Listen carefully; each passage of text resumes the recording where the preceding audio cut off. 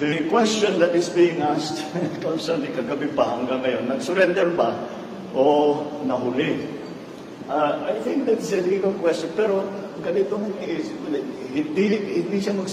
hindi siya lilinaw kung hindi namin hinapon na gusto. Ang pagkaintindi ko, ang pag-surrender, pag sinabing surrender, I don't know, maybe the legalists can explain this. Pero ngunit ang pagkaintindi ko, ang surrender, kapag wanted ka, ang surrender, pupunta ka sa police station o sa prosecutor, I don't know kung saan. Sabihin, sa official authority, sasabihin, nagsusurrender na ako. Alam ko may court order na may arrest order na ako, kaya magsusurrender na ako. Hindi ganyan yung nangyari. Ang nangyari, napilitan siya lumabas dahil malapit na ang pulis sa kanya. Well, it was really a surrender, no? It was really a surrender kasi hindi naman talaga siya nakita ng mga pulis, no? Right after nung meron kasing text message from a high police officer na gloves off na daw at kung sino mang haharang, dadakpin. Ako, meron nang designated na police officer na dadakpin, no? Worried si Pastor noon because he did not want the situation really to escalate. And he wanted to check on his people and whether ito version lang talaga ito sa katotohanan, ha? Na he had to check on his people. So galing sa bundok, no? Whether you believe it or not, pumasok siya ulit dun sa compound to check on his followers, and he informed them, no, na he has to surrender, this has to end, no? And ang kapakanan daw ng kanyang mga miyembro ang pinaka-importante, no? And he even checked on his people. Kaya yung sabi ni General Torre na nandyan lang yan si Pastor, maglalakad-lakad lang yan. Hindi yung totoo until what you call this, September 7 onwards. Kasi nalaman ko nga yung what you call this, na nandyan na sa loob si Pastor September 8 kahapon lang morning, no? And that's the truth about it, no? So he decided to surrender to end the what you call this, not to worsen the situation further. May namatay na, marami nang nasugatan, yung kanyang cathedral na desecrate na, yung kanyang GMC na turn into a mining operation na, no?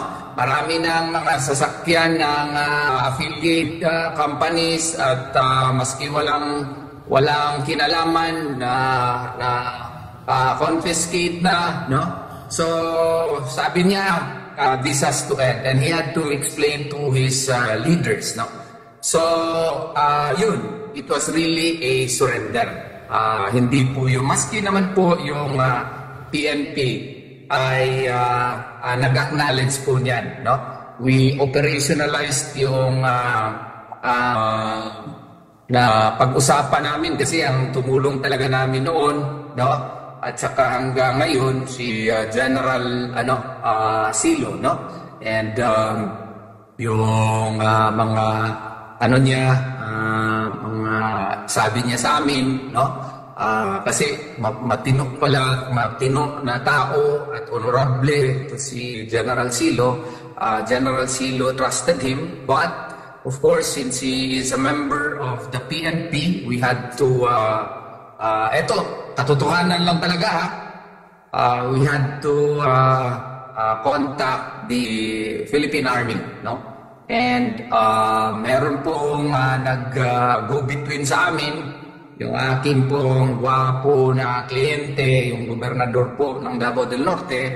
And then nagpatulong ako sa kanya, and he was able to connect me to the ISAF po, ISAF, no? Ito, I have to tell the truth. Pasensya na po sa ISAF kasi ayaw sana nila ma-mention, pero kailangan malaman ng taong bayan. Kasi si Pastor, ang trust po niya sa AFP, no?